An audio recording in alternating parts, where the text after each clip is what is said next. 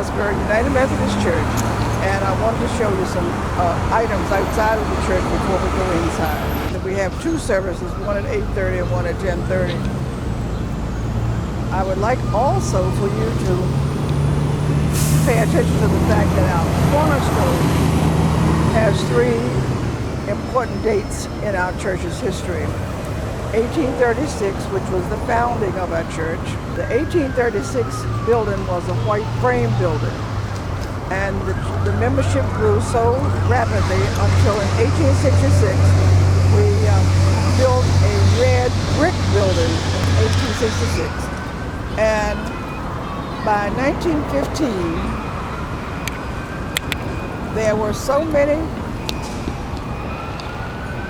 members that our church was beginning to be too small.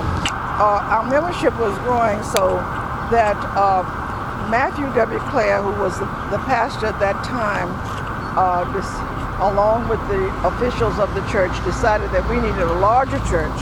And so all of the area was prepared for construction of the present sanctuary, and it was opened in 1915.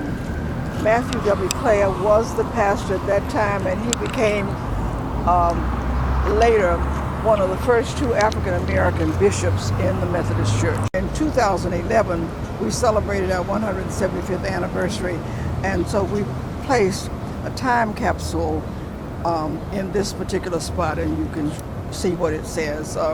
Commemorating our 175th anniversary, October 2011, Asbury United Methodist Church, Washington, D.C. A time capsule, our gift to the future congregation, to be opened at the 200th anniversary, October 2036. Before we go inside of the church, I'd like to call your attention to two plaques that we have. The one on the right, which is this plaque commemorates Asbury United Methodist Church being listed in the National Register of Historic Places on November 1st, 1986. And the second one, this plaque commemorates Asbury United Methodist Church being listed as an individually designated landmark in D.C.'s inventory of historic sites on March 23rd, 1984.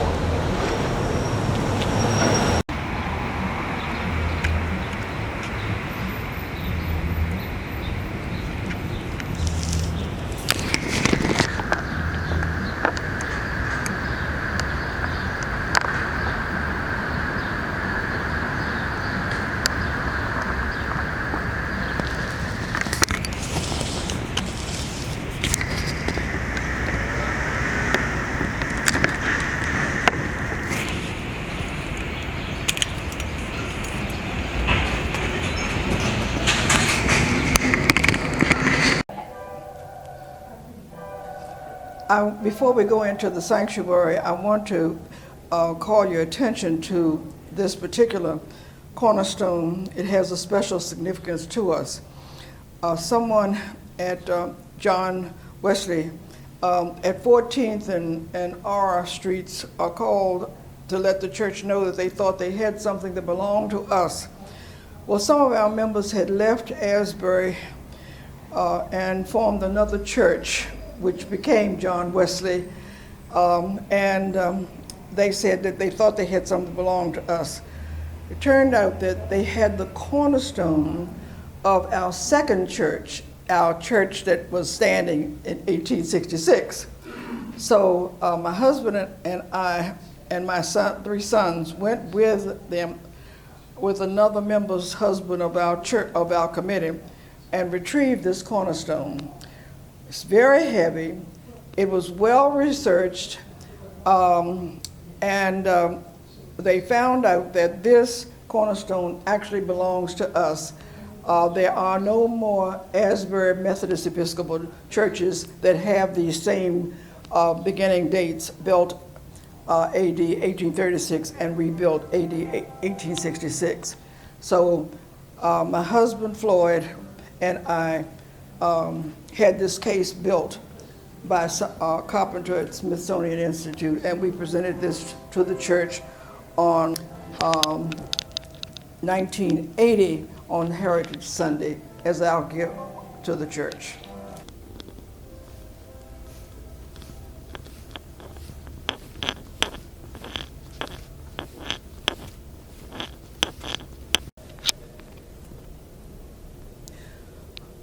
On behalf of our minister and the officers of Asbury United Methodist Church, I'd like to welcome you to our historic church, Asbury United Methodist Church.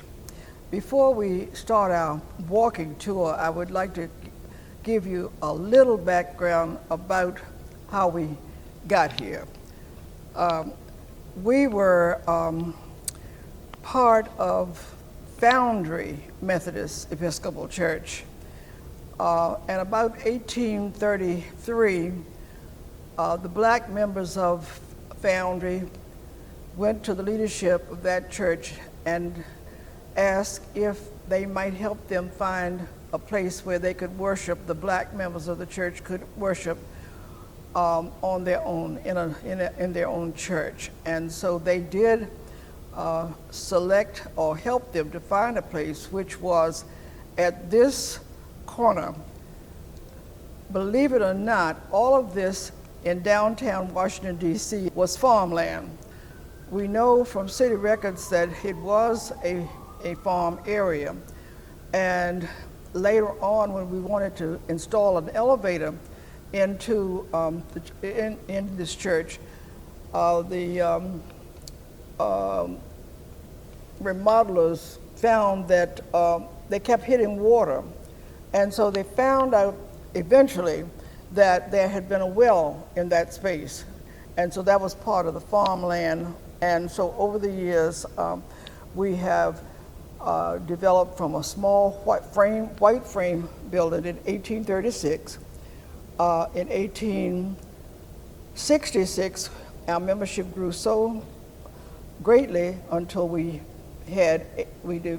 built a red brick church.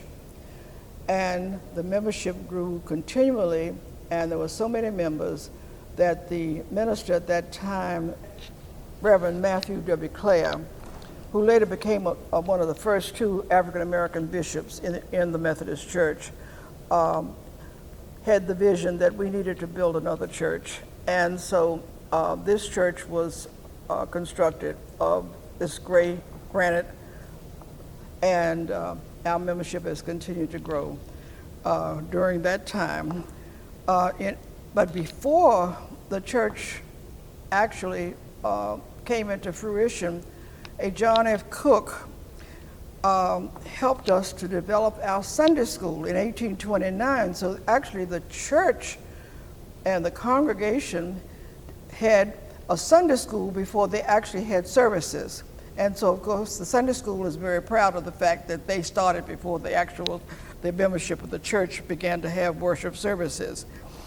At first, there were 75 members that came out of Foundry Methodist Church, and we were called the Asbury Aid Society, among other names. They called them Asbury Chapel, and so forth. The conference finally recognized them, and they honored their request, and they began to really worship in the old Smothers School, which was at 14th and 8th Street Northwest. Eventually, the membership grew, as I said, in 1866, we built a red brick building, or sanctuary. And in 1915, this particular sanctuary, or this particular church was built. I'd like to call your attention to some things that are special about this sanctuary. We have what is called what we have named the Good Shepherd window in the back balcony area, and there are some significant names on the list of names of persons who helped to purchase that particular window. We always like to call attention to the fact that the ladies in the church built baked pies, cooked dinners, and whatever, so that they could raise the money for that window. And they raised enough to pay $1,000, and that was in 1915, and so that was a lot of money for them. And we always like to say that the women started off with our beautiful stained glass windows. At one time, we had a gentleman from the Smithsonian to come and take pictures of our windows. They thought that they were so beautifully done. And some churches put up grating on the outside to protect the windows, but we have never done that. Only one time did we have some unkind person who was unhappy about something to throw a rock through above Jesus' head, and that was replaced at a cost of $500, just that part there. And after that time, we've had no other problems with our stained glass windows being broken. The names on the stained glass windows are, in many cases, tributes to family members, to different conferences that we attended, and we have no more space down here or upstairs for any more no names to be placed. Mrs. Shirley White, who was a trustee at that time, had undertook that project of refurbishing the names on those windows and putting new names there. I would like now to call your attention to the altar. We have, before we go upstairs, up these steps, this is our area for our communion service, and we have our communion cups. These areas are raised, and the communion cups are placed in these little holes here on the first Sunday of every month.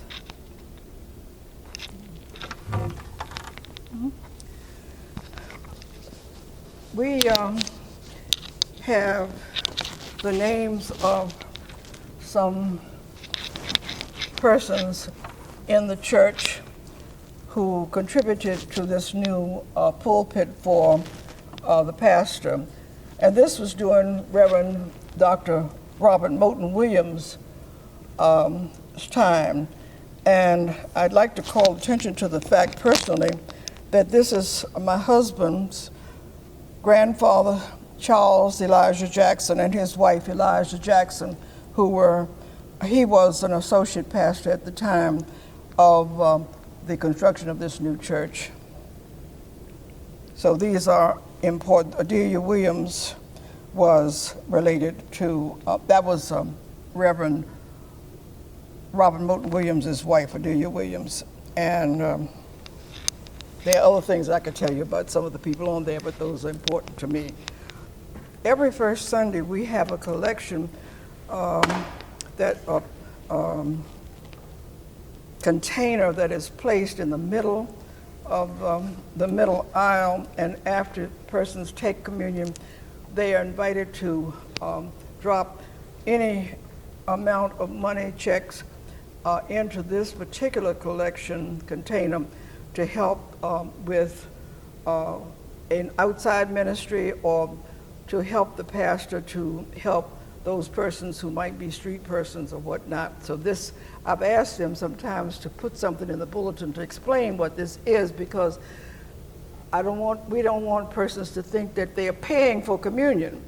This is a ministry, and this is what this little container is.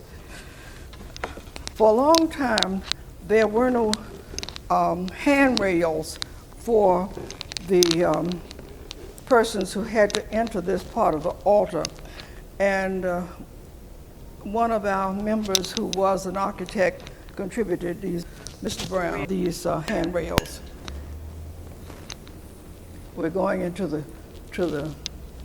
choir area now.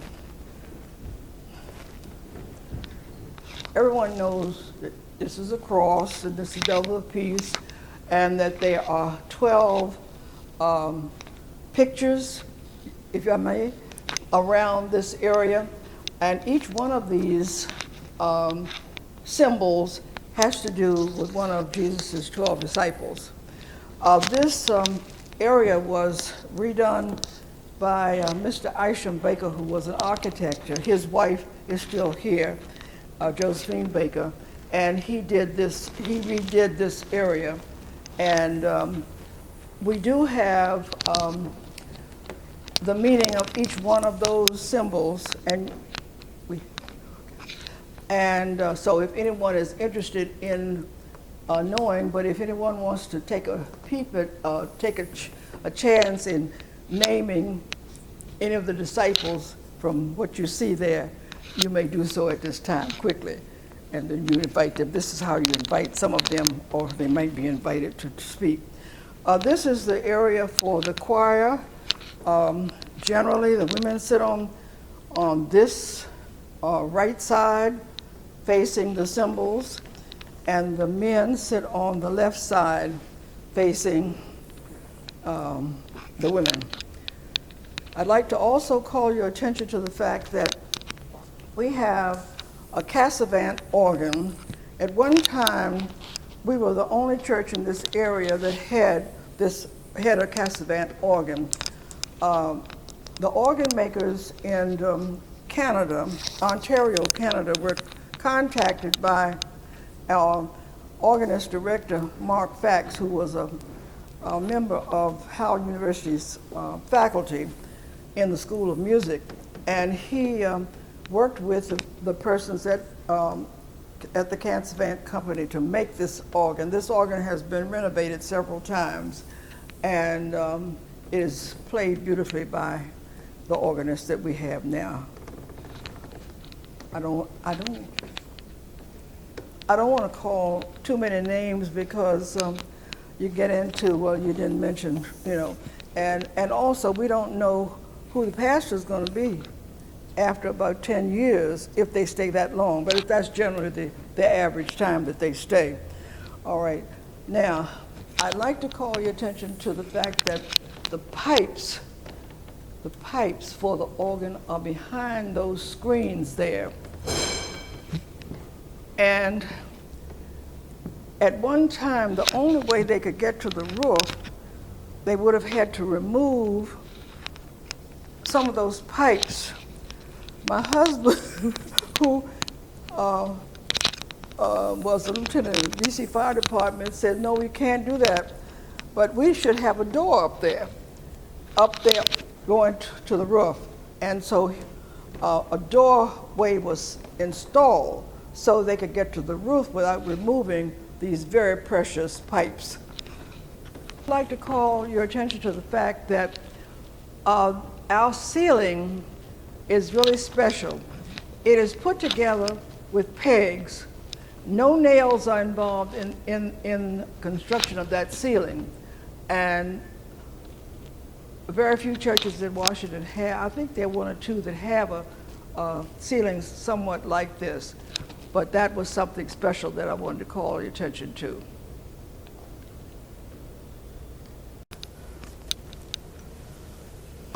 We have, our music department has always been well known.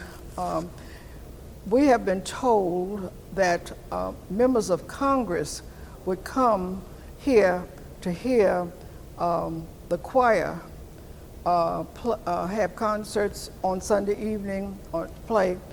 And I'd like to also draw attention to the fact that we've had any number of notables who are members of our church. We had a lady by the name of Geraldine Whittington, who was the first African-American secretary to the president, Lyndon Johnson.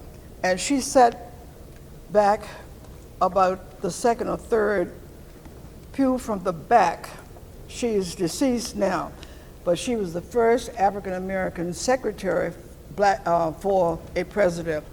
I'd like to also call your attention to the fact that among other notables in this church, Mary McLeod Bethune was an associate member of this church.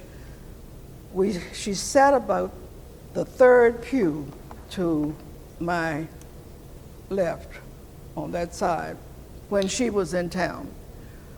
Other churches in Washington have claimed her, but we have actually a membership page from our book, Mrs. Mary McLeod Bethune, 316 T Street Northwest, associate who became an associate member on October the 17th in 1937, and her home church is Stewart Methodist Memorial Episcopal Church in Daytona Beach, Florida. And so, of course, many people have claimed her, but we have documentation, as we call it in historical language, that she was a member of this church. We do plan at some time to put a plaque on that pew where she sat. Before we continue on our walking tour, I would like to, we have so many stories that we could tell, but one of the most fascinating and important stories that we have in our church is one about Mary and Emily Edmondson of the Edmondson family, who were among the 76 persons who were on a ship called the Pearl. We have documentation that they were members of this church as well as their father. And it is a very, very interesting story. They were very comely persons and ladies, and they were given permission by their father and mother, Paul and Amelia Edmondson, to go with their brothers who wanted them, 4 other brothers, to go with them on this ill-fated ship, the Pearl. Their names are circled with red, those persons who were on the ship, actually. I put a D up here because some authors write Edmondson without a D, some write it with a D. More often it is a D, Edmondson. A very dear friend of mine, Mary Kay Ricks, wrote a very definitive book about Escape on the Pearl, and we are mentioned in this book as being a part of this story, and I mentioned it in the acknowledgments credits as being very helpful to her with some of the information that she included in this book. I'd like to show you that down through the ages, we've always had a member or some members of this church who were descendants of the Edmondson family. And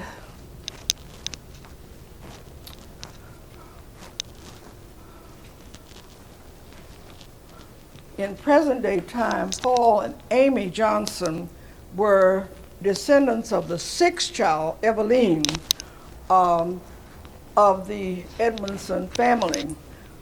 This is Paul Johnson's, in present time, his mother, Geraldine Mosley Johnson, and his grandfather, William Henry Johnson. So these are some of the descendants of Paul and Amelia Edmondson. Now, Paul and Amy Johnson moved to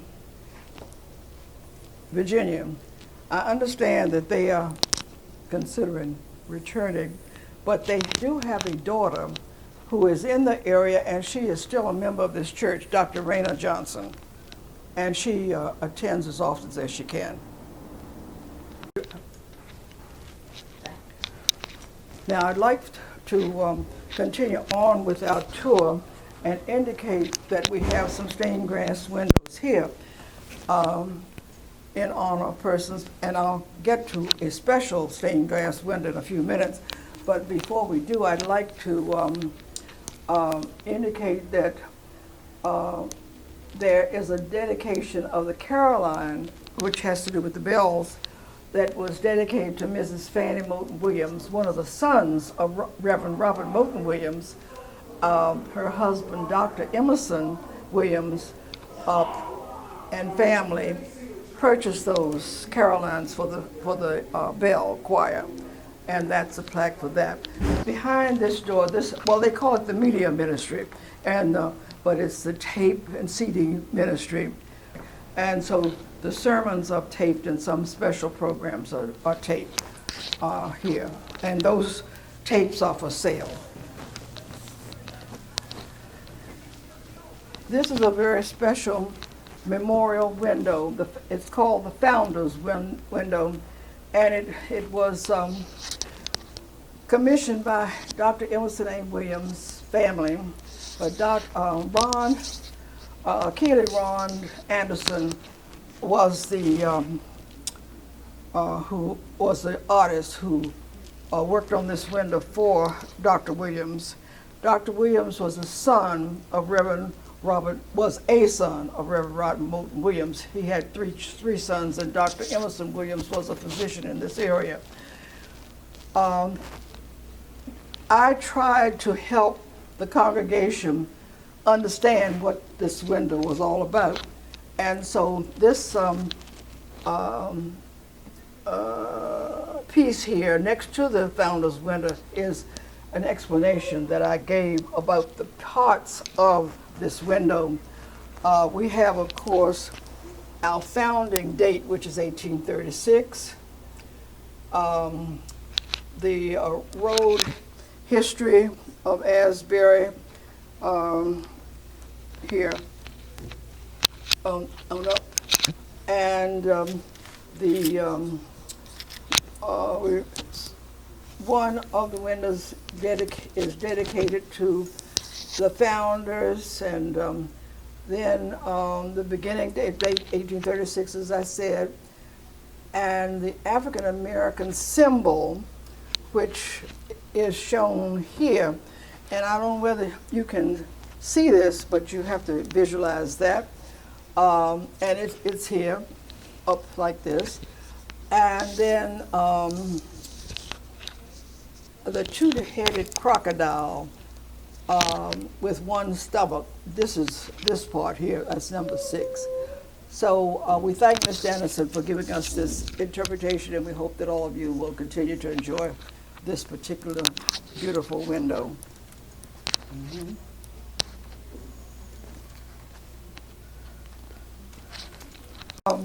Mr. James Nero, who is the chair of the trustees some years ago before he became chair, commissioned a lady whom he had met at in his work, his government work, to draw pictures or paint pictures of all of our ministers as far back as we had pictures.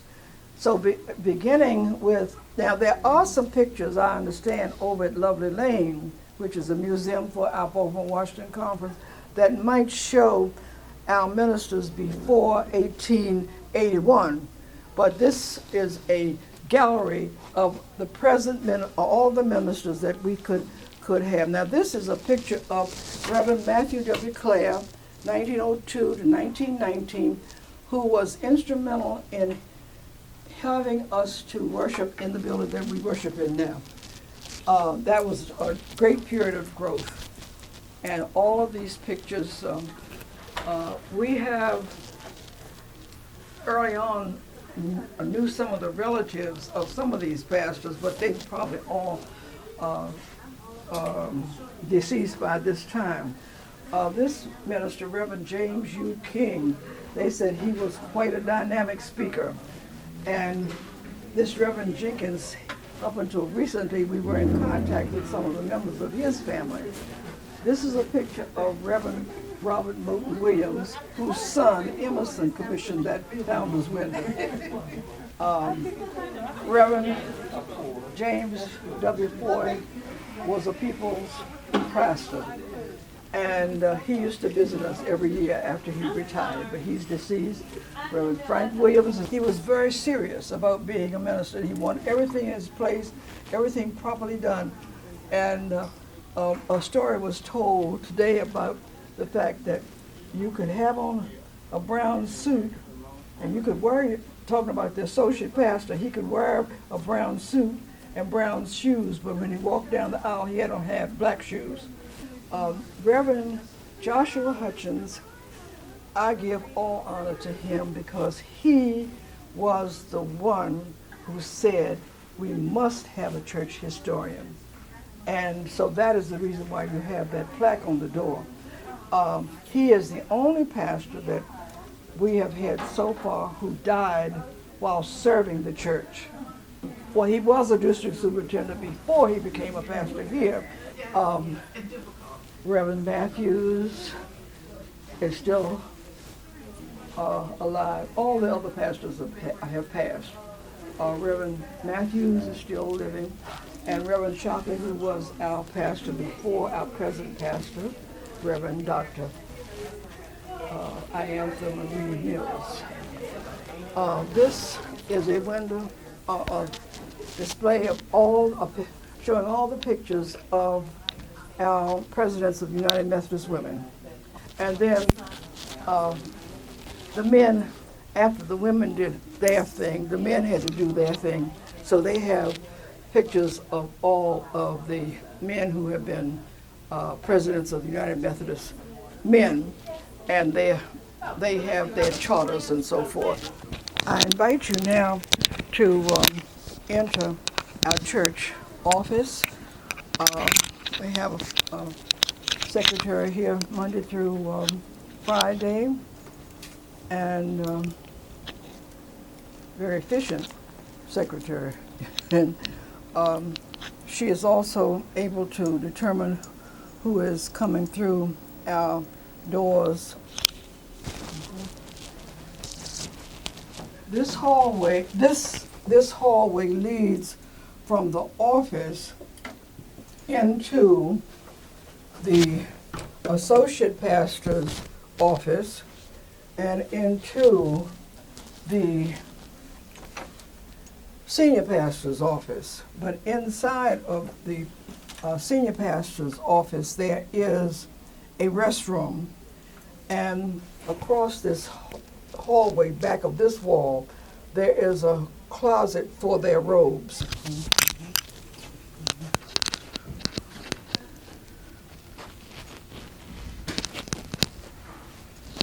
This is Reverend Matthew W. Clare, who became one of the first two African American bishops in the Methodist Church. Methodist Episcopal Church, I should say.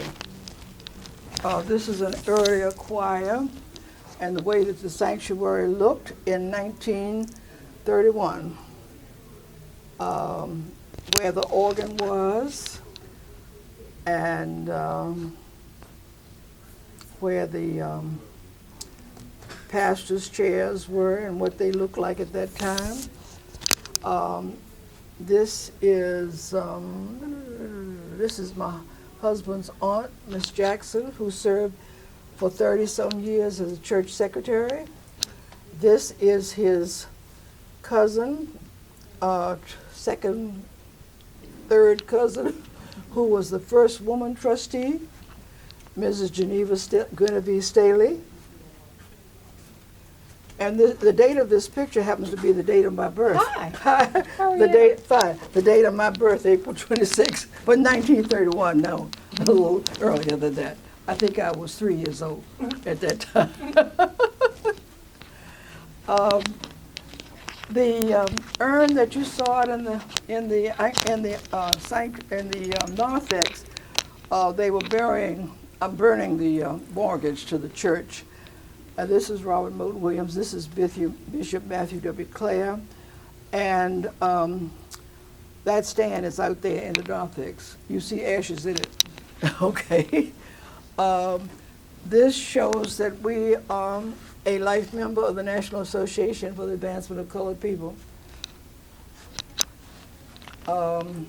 This is a picture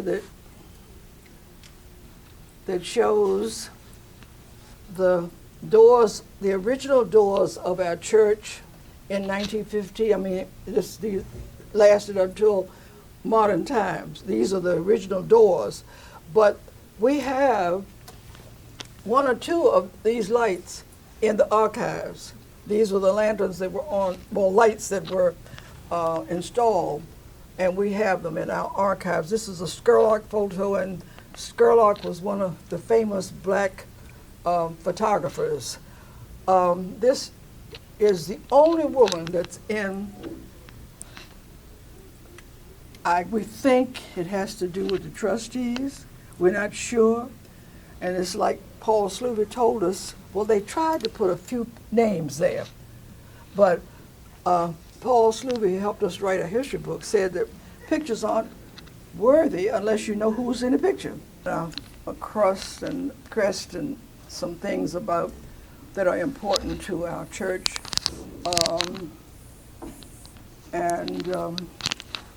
This is our congregation, an overall picture of the congregation in 1931, showing what existed down K Street.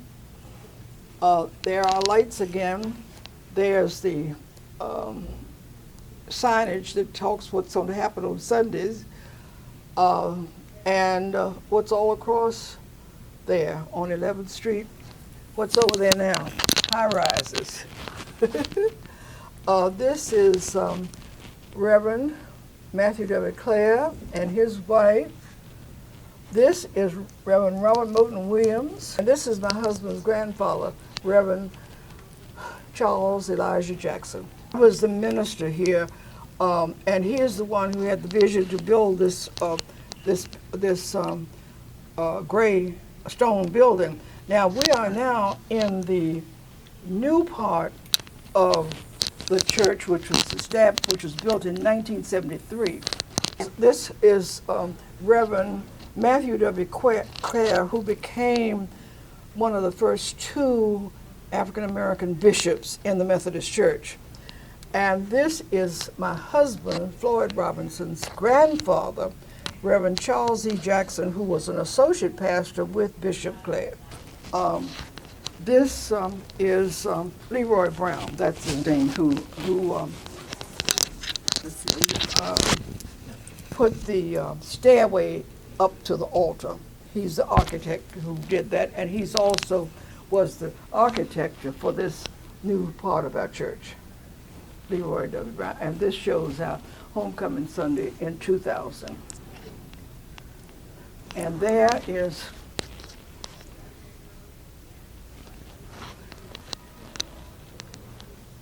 this is my granddaughter, who has just finished her first year at Loyola, and she's on the dean's list in Chicago.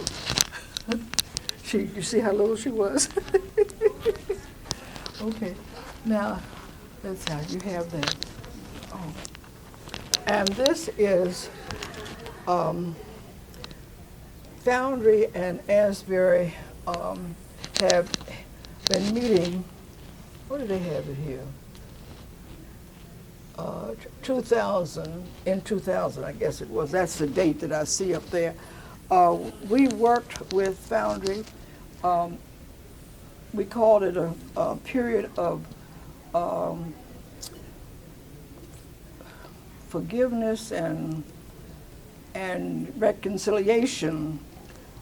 In 2000, my husband and I worked with that group in the beginning, and this is the resolution of repentance that they gave to us for sins of racism during that time. And then more recently, this past year and a half, Foundry and Asbury have come together again, and we've had several meetings and programs, and we ended it with a video of the two churches coming together again. And they've had exchange of pastors, and members of that church met with members of Foundry Church, and we've always had a good relationship with them. It was not a bad relationship when we broke from Pantry. We just wanted to be with our own people. This is our crest, and there was a contest for that development of that crest also, And this, of course, depicts the United Methodist symbol. This is our pic of our church. This is our first church, a picture. And this is the picture of the ship, the Pearl, which 6 members of our church were on that ship, of those 76 persons who tried to escape slavery in Washington, D.C. We're going to take the elevator or the steps going to the 3rd floor. This is trustees' room and a conference room. These 2 plaques are in honor of those members of our church who served in the armed forces.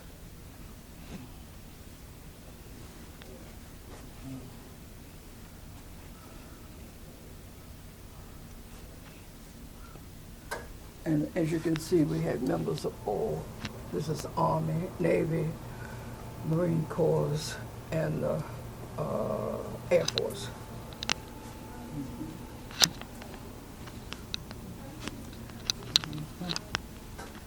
Storage areas and other office space there.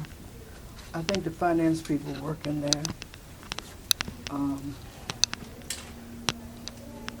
This is the entrance to our church office and a reception area for persons who are coming to meet with the pastor or pastor's mailbox. The elevator that I spoke about that we kept running into water, and they finally determined that it was a well there.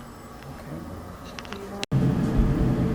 I had mentioned when we were installing the elevator, we ran into water several times, and upon examining city records, we found out that there was a well there underneath here. And they were able to clear that up so that we had no water anymore. All right, now, we have celebrated this year 70 years. We were one of the first churches in the Washington, D.C. area to have a federal credit union. And they operate under all of the rules and regulations of credit unions, and they are given good marks for the work that they do. So this credit union has moved from a very small space in the church up here.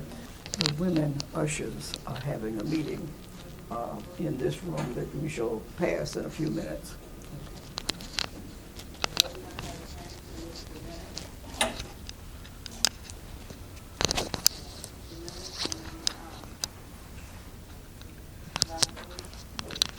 This room is for associate past some extra ministers that we might have working on staff at this church.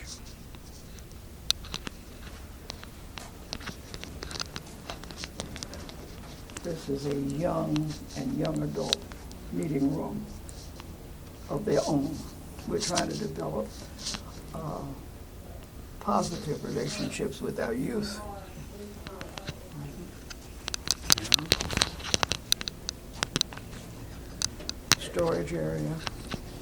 Storage area, women's restroom. This is a classroom. Is it open? Yes.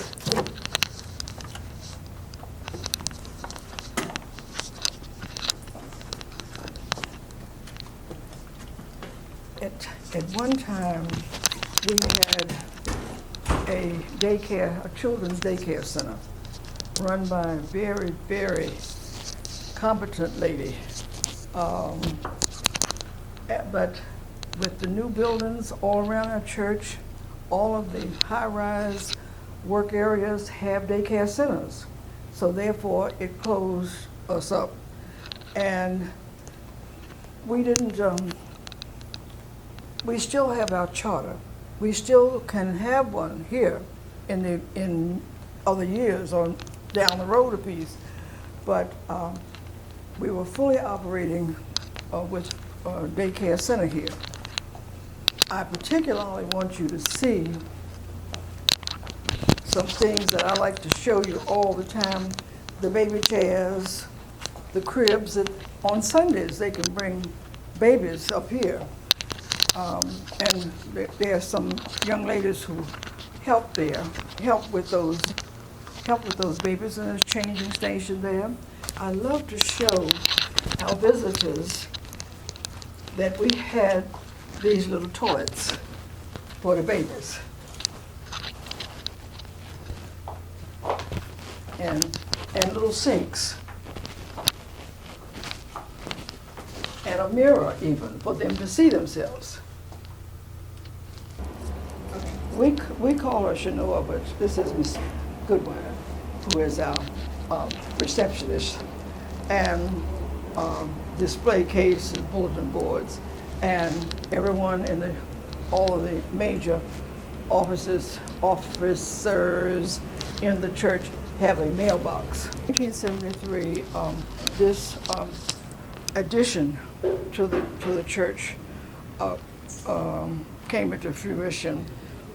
There is a plaque on the outside of this building that indicates those persons who worked so hard to establish this particular addition.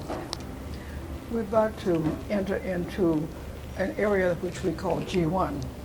And this is an area where we can have programs that don't require large space like the sanctuary. It is also a room that we use for luncheons and other special activities during the year. Women's Day, Men's Day programs that they have, Christmas programs that they have, and etc. The neighbor-to-neighbor breakfasts are a very, very important part of our ministry. On the last Sunday of every month, between the two services, we have a breakfast program for our neighbors. And though we call them our neighbors, but they are basically persons who do not have permanent homes, do not have jobs, and they are ministered to through information about services that are available for them, medical care by the physicians that are in the church, nursing care by the nurses who are in our church, and sometimes outside persons who come in and talk with them about it, and they to serve a very delicious breakfast. And they are also provided with the men and the women with undergarments. Right a Day ministry that works with a crocheting ministry, and they during the year, the women and some men have come to crochet hats and scarves and gloves for our neighbors, and they are given to them during around Christmas time. We are entering an area that we call G1, where we have programs, luncheons, various activities. And at one time when we were painting the church, we even had church here. It was set up as church. The trustees have been given permission to go forward with a reconstruction of this area to provide for a third service, worship service that is coming in the fall of this year.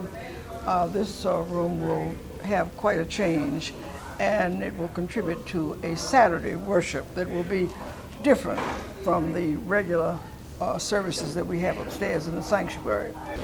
I just want to show you that this is our present kitchen with a refrigerator, stove, and ice maker, ice makers, storage areas, and coffee makers and sinks. We don't know how this might change or be remodeled with the new arrangements that are planned for G1, what we call G1.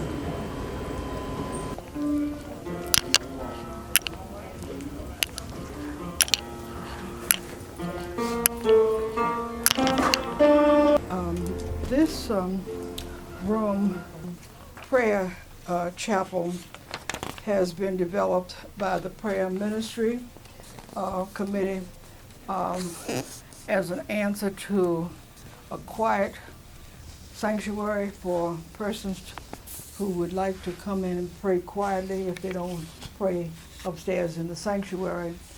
All of the artwork that is in this room, well, I won't say all the artwork except for the paintings. This cross and the banners in the back were done by the granddaughter of Reverend Joshua Hutchins, Gloria Hutchins's daughter, who is quite gifted artistically, as you can see. Mary Jackson has contributed some of her paintings, and also Grace Bradford family has contributed some paintings of theirs. This is a handbook.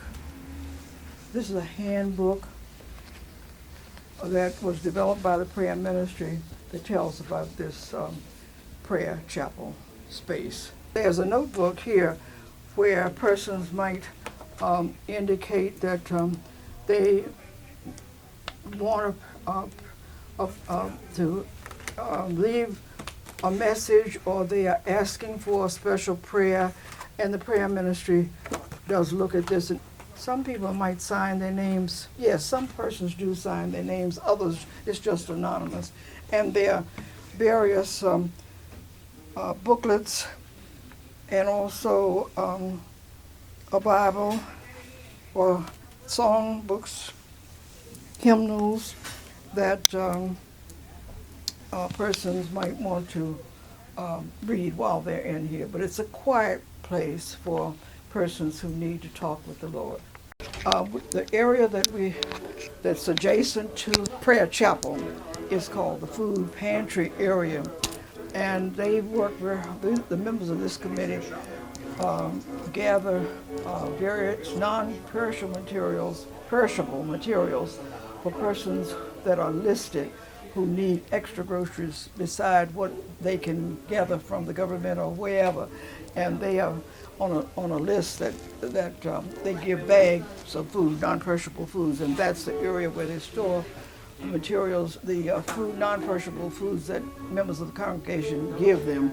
And on every Saturday, members of this committee either receive those items and store them in those cabinets, or they're packing up, and they do bag lunches every Saturday for our neighbors who need lunch or something to eat, and they are given out at both the 8:30 and the 10:30 services. This used to be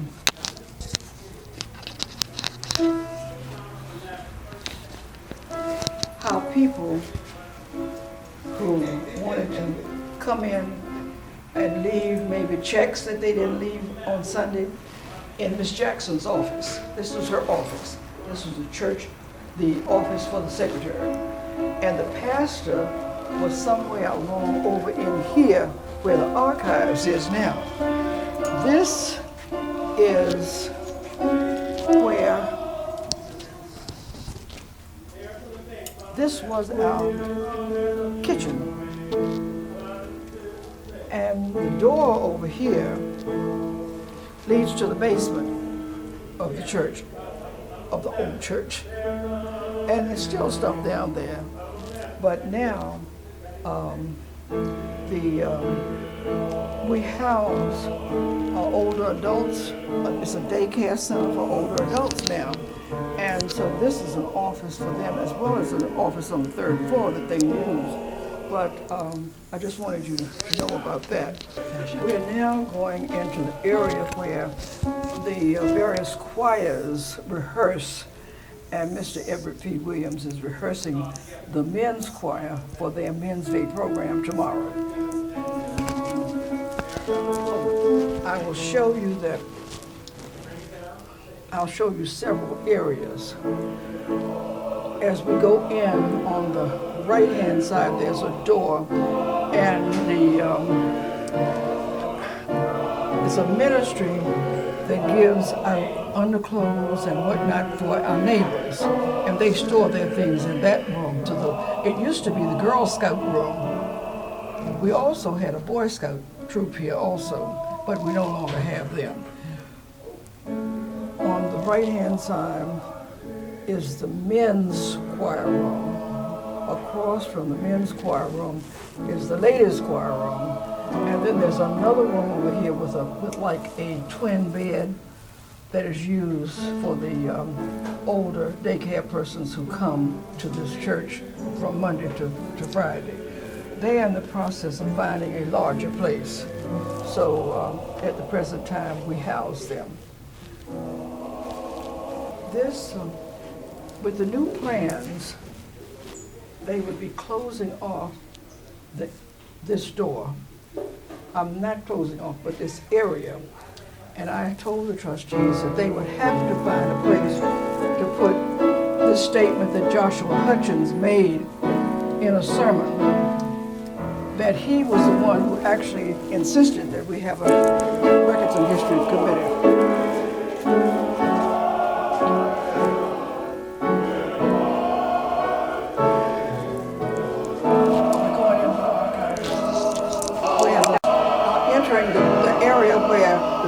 Choirs rehearse on Saturday.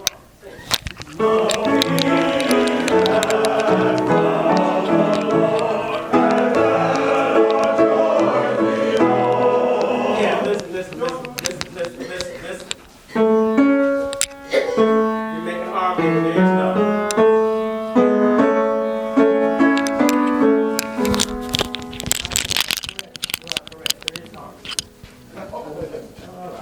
Okay, very good. Here we go. Zion, along, say.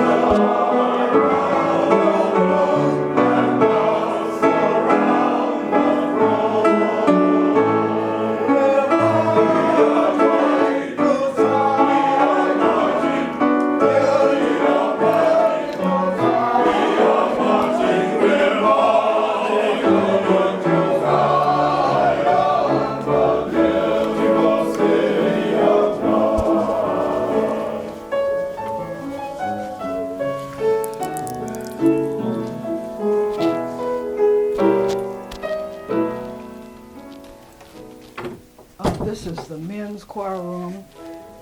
It's where they hang their outside coats or their outer garments, and their robes are kept in here.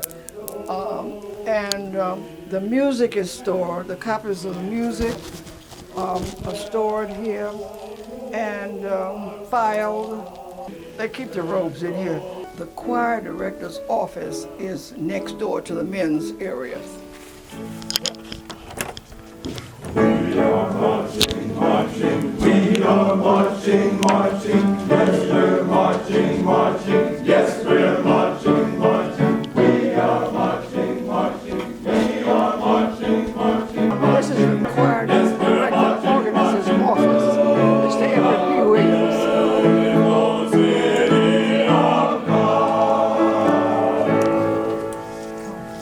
are marching, marching, we are marching, marching, yes, we're marching, marching, yes, we're marching, marching, we are marching, marching, we are marching, marching, yes, we're marching, marching, yes, we're marching, marching, we are marching, marching, we are marching, marching, yes, we're marching, marching,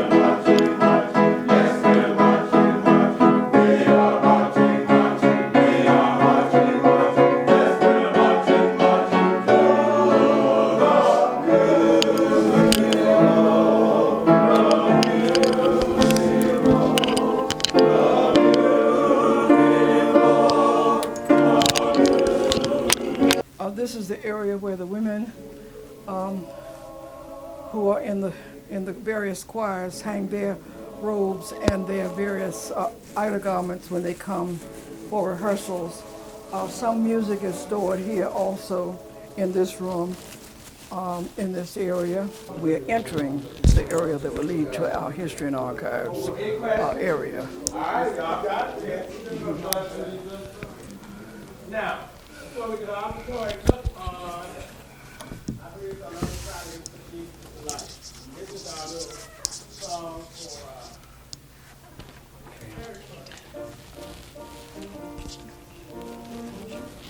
This area was originally dedicated to a lady, Mrs. Amelia Scott Ross. In fact, it's known as the Amelia Scott Ross Library, which you could see outside. But Amelia Scott Ross was the first African-American woman who received her layperson's ministry at Wesley Theological Seminary. And she donated a lot of money to the church periodically. So the trustees at that time felt that they wanted to dedicate some area of importance to her. I don't know what will happen to this area in the years to come, but this area is no longer used as a library with outdated books and et cetera. There were visions that this might become a computer area. And so right now, the various members of the daycare ministry meet in this room. There's art held in this room during the week, Monday through Friday. There are physical therapy activities that are in this room. I didn't realize that. They move the tables around and they sit in a circle, and they have things like foot exercises, arm exercises for the elderly. And so this too shall change. Once a Records and History Committee was established through the insistence of Reverend Joshua Hutchins, whose sign you have outside of this door. With the renovations, I've said it has to be moved so that it will be in a place of honor where people can see a message that he gave one Sunday in a service. We are entering Asbury United Methodist Church, D.C. History Center. This area was carved out from part of the library and part of an area near the furnace room to make room for our History Center. As you can tell, it's a small area, but it's in a very secure place, which is locked all of the time. It also, we have a fireproof file cabinet, which the conference suggested Reverend Edmund Shell over at the conference center. He is deceased now, but he came over to see what we were doing. I invited him years ago. This center was opened in October the 26th, 1986. And we started upstairs in the area where the tape ministry is as our holding place. And then the trustees, as I said, carved out this space for us. And we are really being overrun by records. And as of almost 3 years ago, I retired as the church historian, but the committee felt that they wanted to have me to tape the tour that I usually give visitors to the church. So this is, and we also asked for a computer, and we have a printer that we can copy some records. We don't do a lot of copying because we don't want to damage really old material. We have the deed to the church, the original deed to the church in this area in the lockup file. And there are the lanterns that came over the front of the church that I was telling you about upstairs.